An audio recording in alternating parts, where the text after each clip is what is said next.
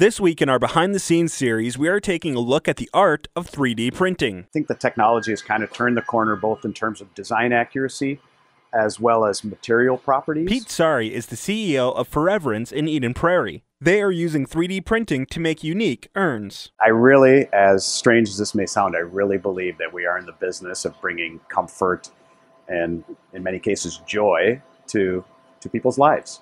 Let's go through the process. First, a design is needed. Sari says this is usually the longest part of the process. For now, let's use my camera as the design. Once the family has decided that it's a camera, it would take us a week, maybe less than a week, to actually render a design, and it would probably take us another 3 to 5 days to print, maybe 2 to 3 days to post-process. So you're looking at about 10 days. So what happens during that 10 days? Once a CAD file is fed into the machine, the printing process begins. So in essence, what's happening here is there is a giant bed of ceramic powder. So this item is building with this arm moving back and forth. It's building by laying down layer after layer.